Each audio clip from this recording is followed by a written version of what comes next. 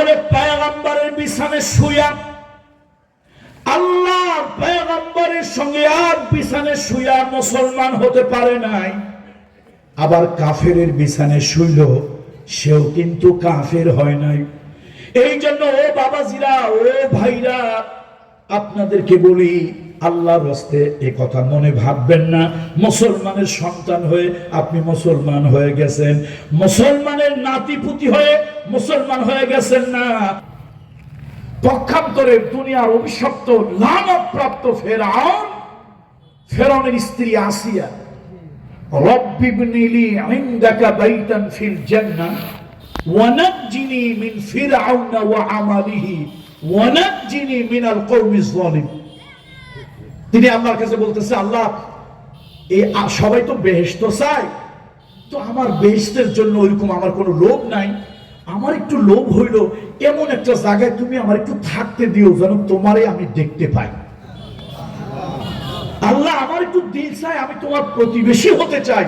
আল্লাহকে ফেরেশতারা, আসিয়া তো আমার কুদরতি দিলটা জয় করে ফেলেছে, যাও আকাশের দরজা খুলে দাও, আরশে আজিমের নিচে জান্নাতুল ফেরদাউসের উপরে একটা সুন্দর বালাখানা রিসোর্ট, একটা মোটেল, একটা হোটেল, সুন্দর একটা ডুপ্লেক্স বাড়ি তৈরি করো।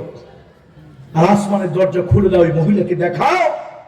তখন সে বলল, আল্লাহ আমার তো কলিজাটা ঠান্ডা হয়ে গেছে, চোখ জুড়ে গেছে, এই জালিম স্বৈরাচারী ডিক্টেটর সরকার যেই পরিমাণে অত্যাচার নির্যাতন করছে আমার ঈমান রাখা মুশকিল হয়ে যাবে।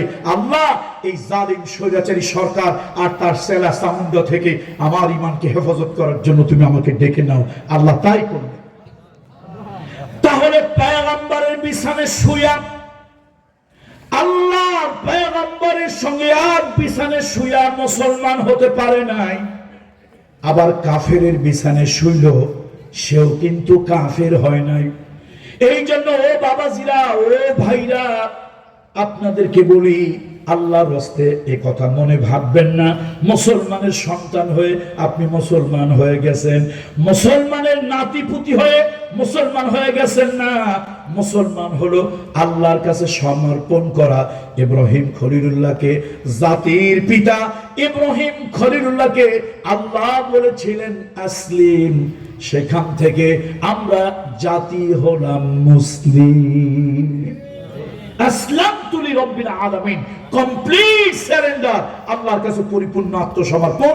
এটার ব্যাখ্যা কোরআন এবং হাদিস থেকে যদি আমি আনি অনেক লম্বা সময় চলে যাবে, সেদিকে যাব না।